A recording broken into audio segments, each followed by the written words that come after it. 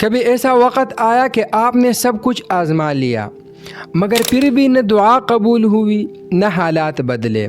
شاید آپ کا دل ٹوٹ چکا ہے، آپ خود کو بے بس، لاچار اور ٹوٹا ہوا محسوس کرتے ہیں۔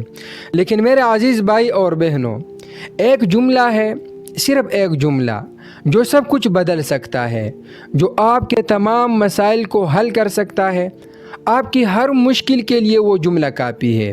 ایک ایسا جملہ جو ظالم کو بے بس کر دیتا ہے، جو مایوسی کو امید میں بدل دیتا ہے، اور وہ جملہ ہے حسبنا اللہ و نعم الوکیل، جس کا ترجمہ ہے اللہ ہمارے لیے کافی ہے اور وہ بہترین کارساز ہے۔ شاید آپ نے یہ وظیفہ پہلے بھی سنا ہو سکتا ہے آپ نے اس وظیفے کو پہلے کیا بھی ہو، لیکن سوال یہ ہے کہ آپ نے اس وظیفے کو صحیح طریقے پر کیا؟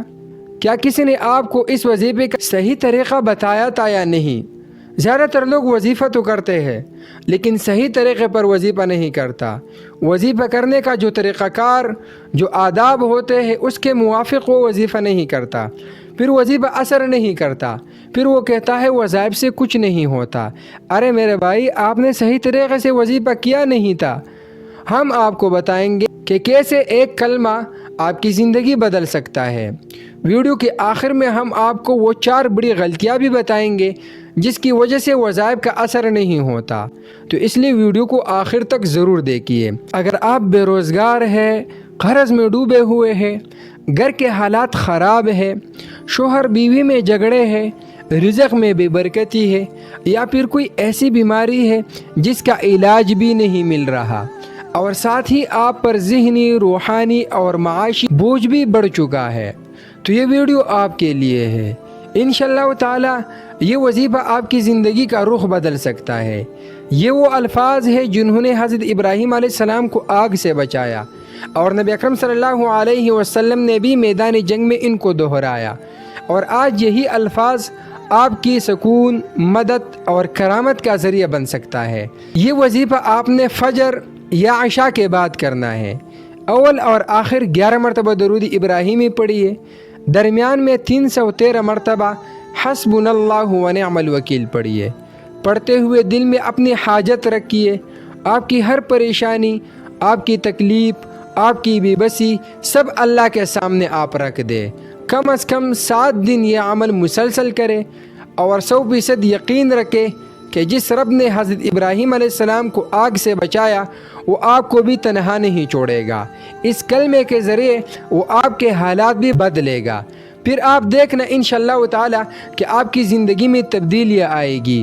آپ جس مقصد کے لیے بھی یہ وظیفہ کرو گے، اس مقصد میں آپ کو کامیابی نظر آئے گی۔ اب میں آپ کو وہ 4 غلطیاں بتاتا ہوں جن کی وجہ سے آپ کا وظیفہ اثر نہیں کرتا۔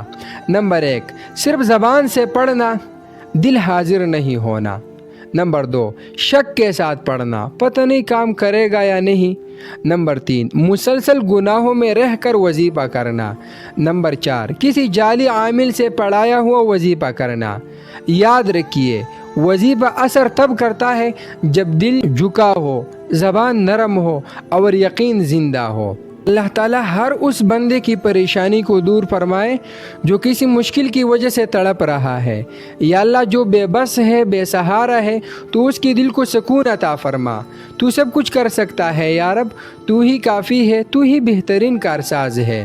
اگر آپ کا بھی کوئی مسئلہ ہے تو کمنٹ میں ضرور لکھیے، ہم آپ کے لیے اللہ کے حضور خصوصی دعائیں کریں گے۔ اور ایک بات ضرور بتائیے، کیا آپ نے کبھی حسبی اللہ کا یہ وظیفہ پہلے کیا تھا؟ اگر ہاں تو آپ نے کیسے کیا؟ کمنٹ میں اپنے تجربے سے ضرور ہمیں آگاہ کیجیے۔ اللہ رب العزت آپ کے تمام پریشانیوں کو حل فرمائے۔ کمنٹ میں آمین ضرور لکھیے۔